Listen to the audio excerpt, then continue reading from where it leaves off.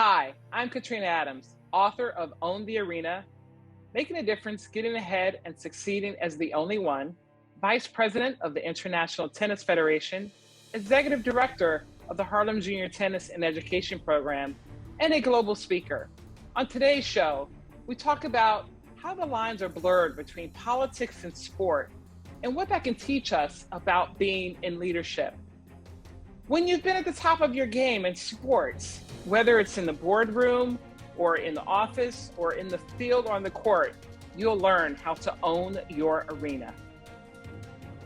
Welcome back to part two of our delicious conversation with Katrina Adams. She was named as Adweek magazine's most powerful woman in sports twice in 2016 and 2017, Forbes magazine's most powerful women in sports in 2017, and Ebony magazine's Power 100. So she's also the author of that book that you can see right there, which is called Own the Arena, Getting Ahead, Making a Difference, and Succeeding as the Only One. We've been talking a lot about what it really takes to be a champ, to own the arena, whether it's certainly literally on in an arena, or what is your arena. We talked about your arena being a meeting, being an organization, being a platform, whatever it is that you're doing, how to own that arena. And you know, Katrina's been incredibly successful in the sports arena, but also she's transitioned that. She moved arenas from sports to being on television, to being a commentator. She's now an author, as you can see with the book. She's doing lots of TV and lots of podcasts and all those kinds of things.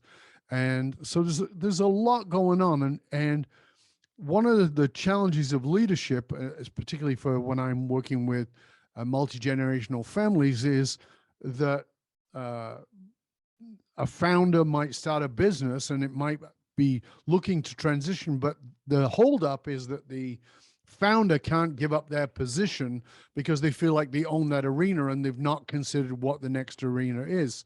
So let's just start there for a second, in the context of transition. You know, in the context of transition, Katrina, did you have any challenge with understanding my time is done and there's a new arena? Or was that something that for you also caused some anxiety? Yeah, I think, listen, every professional athlete comes to the day that it's time to walk away. I kind of had a plan as far as when I thought I would retire. You know, back in the 80s and the 90s when we started, when you turned 30, you were considered a grandma or a grandpa in our sport. There weren't a lot of players that were still playing beyond their 30s. No. And so when I started, I turned pro at 19. You know, I said I was going to play until I was 30. And so as you start approaching that, your mind starts to play tricks on you because it's preparing for what you've told it it's going to do. Now, I retired at 31, but as I was going into my 30th year, you know, I was having injuries. I wasn't, the same player. And so you start to think differently. And so the first transition that I had was when I did walk away, I had gotten called to, invited to be a national coach for the USTA. And I got that call in the middle of my final summer. I was actually at the French Open. And, I had thrown out that it was something that I would love to do because I wanted to stay in the game and I wanted to make a difference and help others. And so I ended up doing that, starting in the middle of that summer, right after Wimbledon. And I became a national coach, started working primarily with young girls who were making the transition directly from juniors to the pros. They were bypassing college altogether. That's just how good they were. And I ended up crossing over and working with some of the boys as well. But I did that for about 4.5 years. And then I worked with a college player, ex-NCAA champion who was going out on the tour, solely on the tour, and worked with her for a few months. And then I decided that physically I didn't want to be on the court anymore. The national coaching job, they restructured. And so that position wasn't there anymore. And I had to really go inward to say, what's next? And commentating was something that I always wanted to do. I had written that on my goals many years ago. I'd studied communications in college at Northwestern University. So I knew I had the ability to commentate and be a great public speaker. And so that's the route that I went. I got very lucky and was hired by Tennis Channel when they flipped their switch. They had not yet formed, had not yet gone public on air when I started having conversations with them the end of 2002. And then in April 2003, I got a call from them asking if I would be their color analyst for their first event, which was a Fed Cup competition with the US against the Czech Republic in Lowell, Massachusetts. And that was kind of the beginning of that. You know, it's easy to be on the other side of this listening and go, wow, right? I mean, you've done some amazing things. There's no doubt about that. Thank But you. nobody's journey is greasily smooth. No. There are enormous challenges. What was your biggest holdback? What was the thing that where you were in your own way the most, or where you struggled the most in your growth as a human being, as well as a leader or a player? I think what I never lacked was self-confidence. I guess you Hmm. can't tell that. Can you tell that? No, And that's something you've that's hidden something that that my very well. mom said. Exactly. That's something that my mom said I had at a very early age, like when I was born. She just saw that I was always a leader. I was always aware. And so that kind of, parlayed with everything that I've done in my life. Each transition was very different from the other because they were different arenas, even Hmm. though they were still in tennis. Being the player is one thing, being the coach and having a certain level of responsibility for others now is a totally different level of stress. Um, and because you're responsible for their development as a tennis player, but also you're helping them develop as a young girl or a young boy and whoever you're working with. And so that was a huge level of responsibility that I had, what that I welcomed. But it wasn't easy for sure. And then transitioning into being a commentator and being the voice that's delivering the information and the knowledge to your viewers and making sure that you're able to speak to each viewer, not just speaking from a high professional tennis player's level, but also being able to teach that person that may be watching tennis for the first time. So that was stressful in its own self until you become, more knowledgeable in your delivery and your awareness as to who your audience is.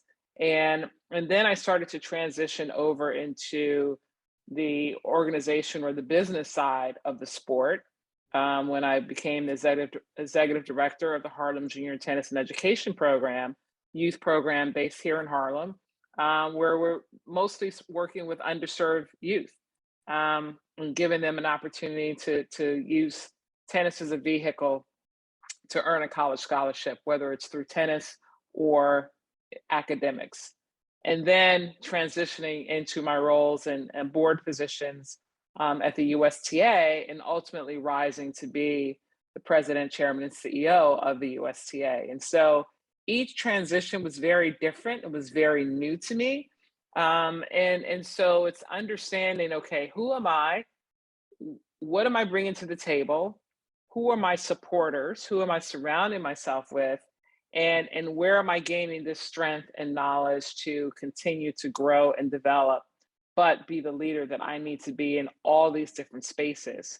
That's the challenge because it's not just one direction.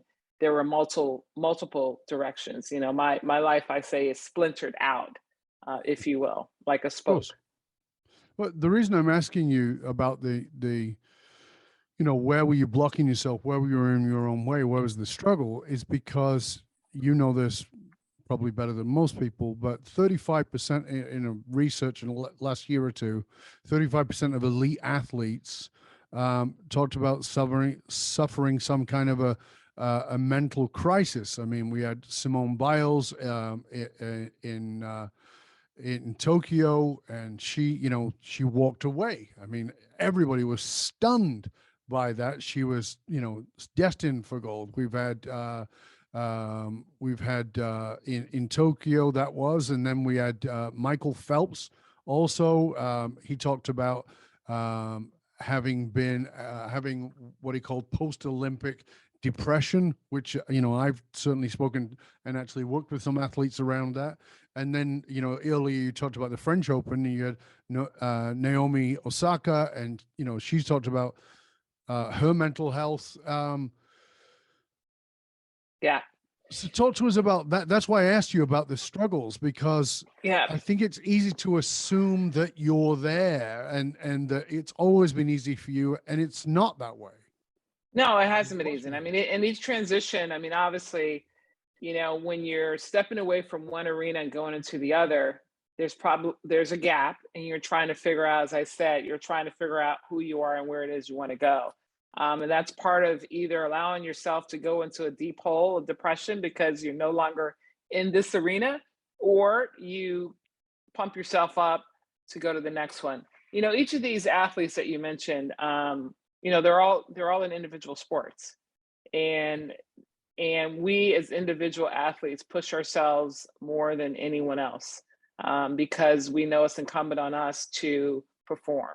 And so in tennis, I'm not saying as a doubles team. I'm saying when you look at tennis, you're looking primarily at singles. And you're not only responsible for yourself, but you're responsible for your team, for everybody you're working with, et cetera.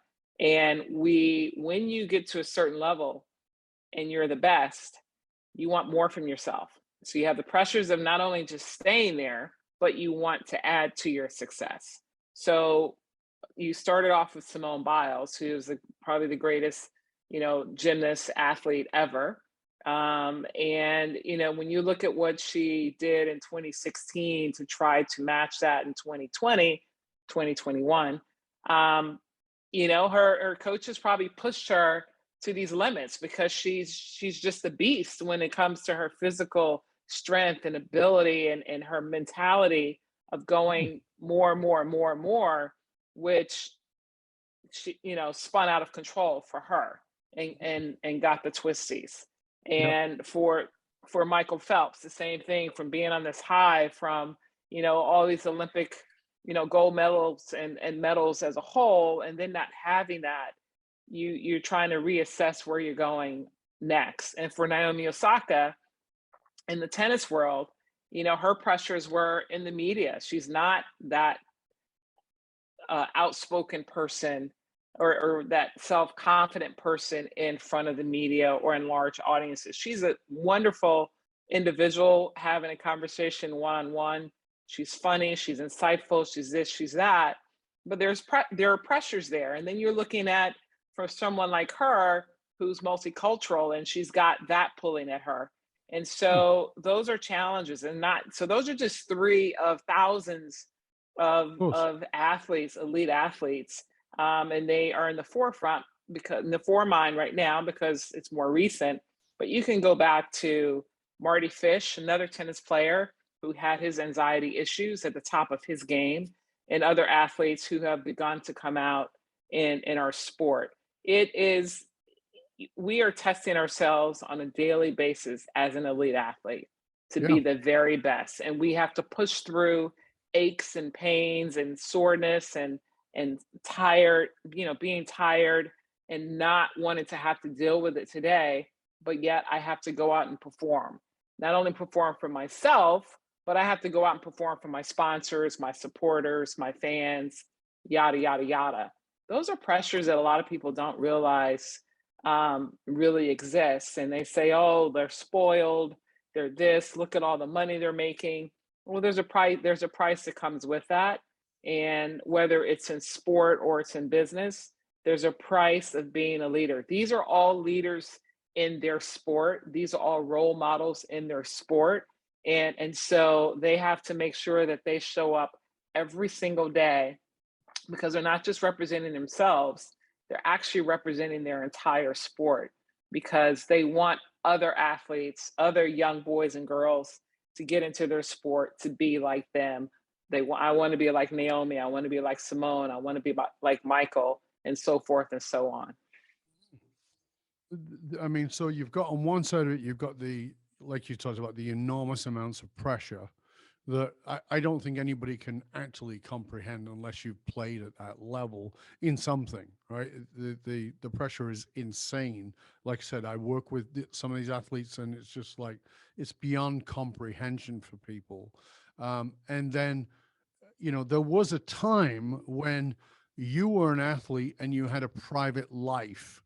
Now that's completely out of the window. Your private life is no longer private. Everything is public. And then, you know, now on top of that, you've got Social it's media. politicized, you know, through social media, right? Everything's become Yeah.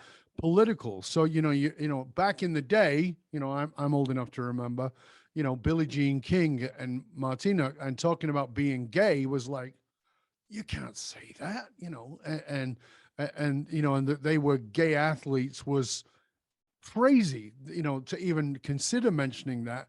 And you know, a lot of athletes stayed in the closet because of it. And then you've got on top of that, you've got the political stance in and of itself. When Colin Kaepernick took the knee to protest violence against people of color, you know, and suddenly it was anti-patriotic, which it never was about.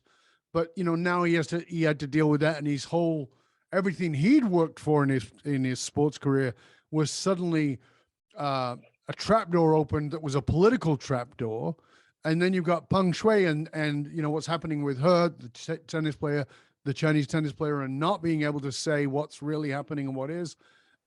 Talk to us about, you know, you have this wonderful view now because you have been in the mix at the deepest possible level, and you're also able to observe, and you're seeing the evolution of the sport from being a sport to being, I mean, it was always represented in the sense of sponsorships, but now it having so much political clout as well.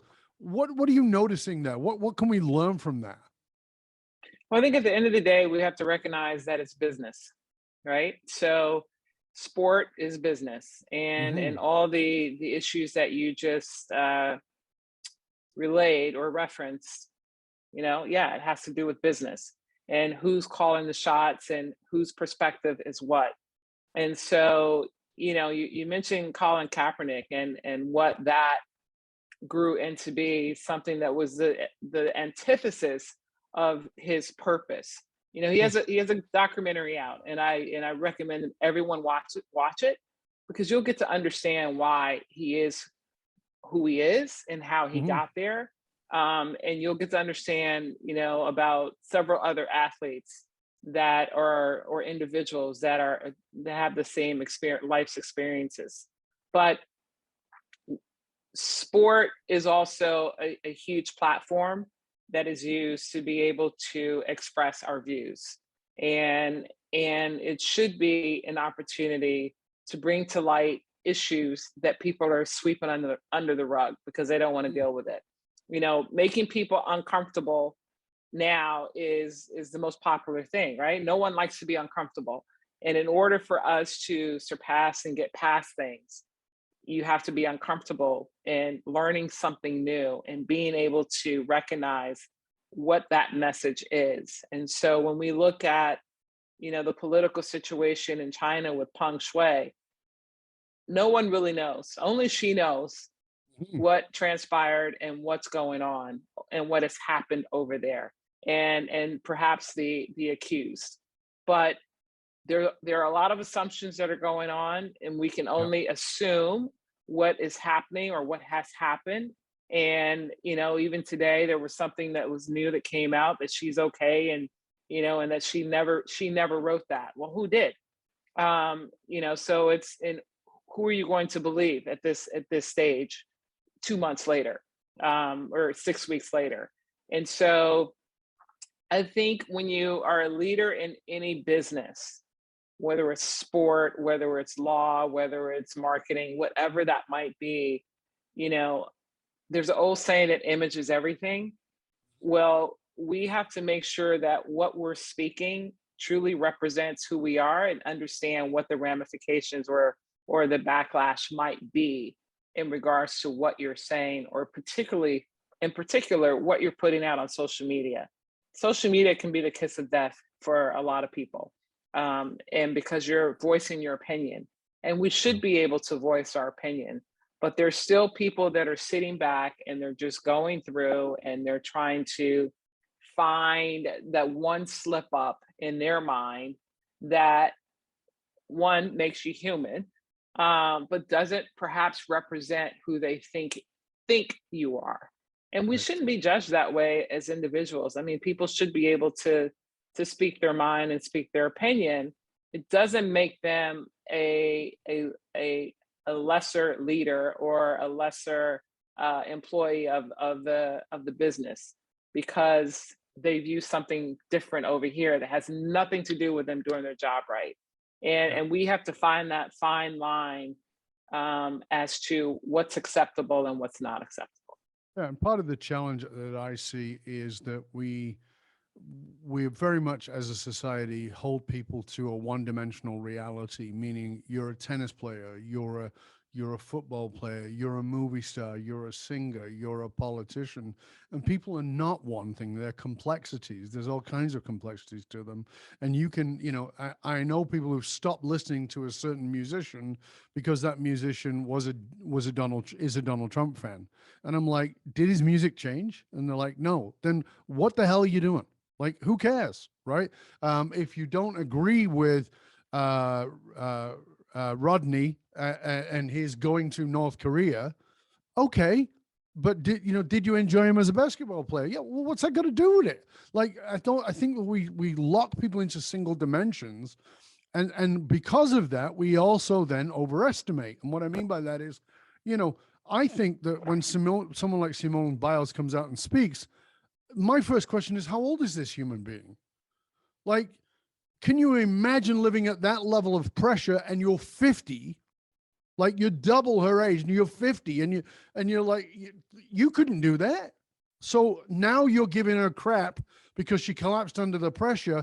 She's half your age, and that she has a viewpoint, or that, there's a political voice there, which may be coming from somebody who's very young and doesn't really understand, but you'll want to judge them, and you say comments like that. I mean, it's like, let's Yeah, but bring the humanity we also to have it. to, yes, bring the humanity to it, because we have to be careful with even saying collapsed under pressure. Yeah, exactly. Mental health is real, and Absolutely. people are dealing with it on a daily basis, no matter what their profession is. And it's understanding how can these individuals overcome that, to continue to mature, to continue to get stronger in their craft, and Yes, continue to be the representative of that organization, business, sport, whatever that might be. Everybody has pressure. When we wake up absolutely. in the morning, we have pressure of checking off our to-do list for the day, right? That's a lot of pressure for some people, depending on how they're wired. Oh my goodness, Absolutely. I didn't get to two of the 40 things that are on my list today. Okay, there's tomorrow. For some of us, we're like, yeah, and for that person, it's critical. Yeah, of And course. so it's a different world. It's a different world today than, I'm going to say, yesteryear, Sure. because we go back a few decades, but and the pressures are only going to get greater in how we are communicating and what devices that we're using and what topics we are talking about, because there is a much greater sense of freedom in just speaking out, and too many people still speak before thinking, because the receiver on the other end is still human in a lot of, and humans have feelings. And so if we could have a little more empathy and a little more sympathy in our vernacular, then it would be a much easier world to live in. I fully agree with you. And that's one of the things I like about the book, is that On the Arena is broken down into what you call 12 match points. Sort of give us the overview of those, and then we'll sort of jump in on one or two if we can. Well, there are 12 chapters, and so I give 12 match points. And the book is a leadership book. It's an inspirational tool for people who aspire to be leaders or are leaders already, and are looking for a little bit advice. And so now I'll name three or four of them. My Sure. three favorite are really owning your courage, because you have to have courage in order to advance in anything. Right? If you don't have the courage to step out on a limb, then you're probably not going to get to that next level. You have to own your voice, and because you got to be able to speak about it, right? If you don't speak Mhm. out and let people know what it is that you actually want to accomplish, or what it is that you can bring to the table, then they'll never know. If you're just a silent body in the back of the room, being a follower, if you will. And owning your identity. I think that this day and age, it's really important for us to be proud of who we are, and what we represent, as opposed to just accepting to be put in a category or put in a box. So, owning your identity as a woman, for me, the only one, that's what it pretty much represents in a lot of instances of my experiences, being the only woman in a boardroom, sitting around with 11, 13 other men, in several cases, having a conversation on business, and trying to get, um, not trying to be heard because they hear me, but making sure that they're receiving my input with respect, and not just having me there as a token, if you will. Owning my identity as a Black woman in the room. And I may be the only Black person in the room. And so I think everyone has experienced being the only one of something somewhere. You yourself have probably walked into a room of all women at some point. And I think everyone kind of, when they walk into these spaces and into these arenas, they kind of stop and pause for a second and go, whoa. And then you have to kind of reassess, if you're unaware as to the type of gathering that you're walking into. So the book really kind of walks you through my experiences, and hopefully help you overcome maybe some of the anxiety that you may have in a lot of these different spaces. And I think I start off with owning the table, because you're invited to the table for a reason. Don't get to the table, no matter what level meeting it is. Don't get to the table and don't know what you're there for and what you're Right. talking about. Make sure you're prepared, because they invited you to that table for a reason, because they do want your input. They do want to hear from you. They want to include you in the discussion. And there are several more, but Yeah. from tennis and in business, in tennis, we lose more than we win in the developing stage. So you have to own your losses, because it allows you to go back to the drawing board, to work harder, to do something different, whether it's in your sport or whether it's in the business room. When you don't get that big deal, that contract that you want, and you got your whole team, when you don't get it, the first thing you do is go back to the drawing board. You reconvene, you figure out what didn't go well, what could we have done better. And too often when we win, we don't do that. What did we do well to make sure that we get the next one? We kind of gloat in our successes and our wins, and we slowly get back to that. But you've got to own them both, rightfully, so that you can stay on the path to succeed. Yeah, that's really great point. It's a good place for us to finish, which is own the success, but also own the failure. Own both of those things. There's lessons in both, and you're right. I think that some people are only looking at where they won, and some people are only looking at where they lose. And we need to look at both if we're going to really move forward. And I love the other point you made, which is that understanding that you are going to walk into a room and feel like you're the only one of whatever that group is. But, it's worth considering that maybe you're not. And what I mean by that is you might think that you're the only person of color, but that doesn't mean there isn't another person of color that is not glaring, right? Or you Correct. might think you're the only gay person, but there may be many other gay people in the room that are not glaring. You may think Correct. you're the only person who comes from X background because everybody else is wearing this designer clothing, but that's not necessarily true. So there's a lot of when you think you're the only one in the room where you're not, and you need to discover how you can create the rapport to understand that you're not the only one because your team is actually in that room. And that's one of my favorite things to do. I actually love that challenge. I love walking into an environment where I'm appearing to be the only one, and then showing them, no, I'm not. I'm one of you. And Yeah, what? you know what, Dov? What I try to do in particular, if it's a smaller gathering, for sure, you know where you're going. Try to Google and find out who's there. You typically get emails or on the list. You do a little research to find out if you have something in common with someone else.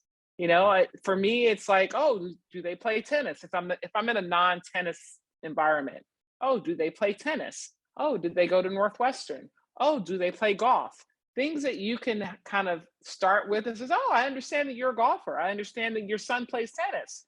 That's a good, you can breaking the ice and having those conversations so that you can make yourself more comfortable in those environments when you do think that you're the only one. Exactly. Katrina, this has been a pleasure and honor. Thank you very much for joining us. We really appreciate it. Please do us a favor and tell our audience where they can find out more about you and all your wonderful resources, what platforms they can find you on, and where they can find out more about the book. Well, thank you, Dov. It's been a pleasure, and staying curious about Own the Arena. You can find it on my website, Katrina M, as in Michelle, KatrinaMAdams.com. You can find out more about me and where I can fit your needs for being a speaker and where you can buy the book. You can also check out my program, Harlem Junior Tennis and Education Program, at hjtep.org. If you have a few spare dimes that you want to give away in the year-end giving. It's a nonprofit organization, but this has been wonderful talking about leadership and loyalty and staying curious. And thank you for having me for Own the Arena. Absolute pleasure. Thank you. And for you, dear listener, remember you can hang out with other conscious leaders. You could chat about this episode or any of our past episodes inside of our Facebook or LinkedIn groups. Just look for the Leadership and Loyalty Podcast. It doesn't matter how successful you are. If your employees and your customers don't understand what gives your company meaning, you're only working at a fraction of your true capability. To find out how you can hire me, Dov Baron, as a speaker or a leadership strategist for yourself or for your organization, simply go to dovbaron.com. That's DOVBARON.com. Because unified actualized meaning is the one single monolithic difference between mediocrity and greatness for all individuals and companies. I want to thank you for sharing the show with everybody you know. Till next time, stay curious, my friends. Stay curious about how you can own the arena and really recognize that you can make a difference. It's not about beating anybody else, but it's about how to build your team that are with you. I'm Dov Baron. I'm here to assist you tapping into your deepest meaning to reach that next level of clarity, focus, purpose, and profit in your business, your life, and your leadership impact. And I am out.